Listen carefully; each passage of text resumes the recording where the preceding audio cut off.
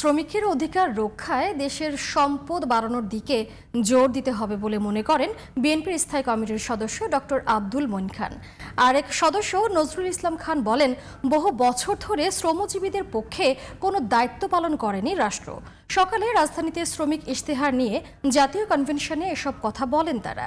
অনুষ্ঠানে অন্য রাজনৈতিক দলের নেতারা বলেন, শ্রমিক অধিকার প্রতিষ্ঠায় প্রতিশ্রুতির চেয়ে সংশ্লিষ্টদের নৈতিকতা থাকা জরুরি। বিস্তারিত মনিরুজ্জামানের রিপোর্টে।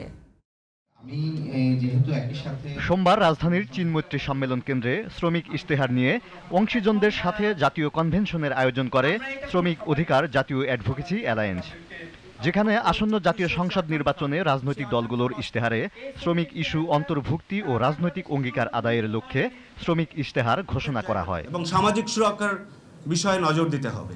আলোচনায় অংশ নিয়ে অধিকার আদায়ে রাজনৈতিক দলগুলোর সহযোগিতা চান শ্রমিক প্রতিনিধিরা। ন্যূনতম মজুরি ও কর্মস্থলে নিরাপত্তা সহ বেশ কিছু দাবি দীর্ঘদিনেও বাস্তবায়ন না হওয়ায় হতাশা প্রকাশ করেন তারা।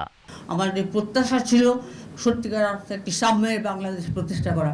আগামী দিনের বাংলাদেশটি গরিব শ্রমিক মেহনতি মানুষের জন্য বসবাস উপযোগী হয়।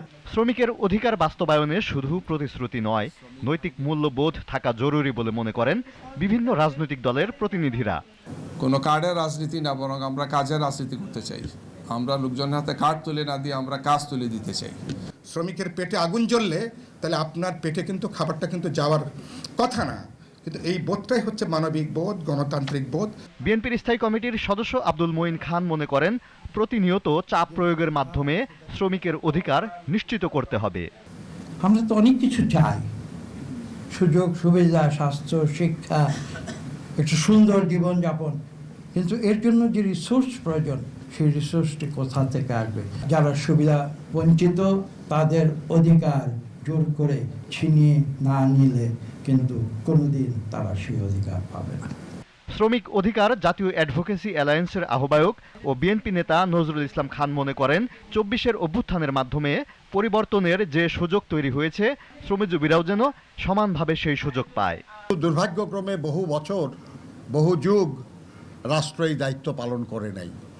আমরা আশা করব যে এই পরিবর্তিত পরিস্থিতিতে যারাই দায়িত্ব পাবেন তারা রাষ্ট্রের এই অনিবার্য দায়িত্ব পালনের উদ্যোগ নেবেন, ব্যবস্থা নেবেন। শ্রমিক ইশতেহার বাস্তবায়নে সরকারের পাশাপাশি বিরোধী দলেরও জোরালো ভূমিকা থাকতে হবে বলে মনে করেন বক্তারা। Moniruzzaman, GTV news, Dhaka.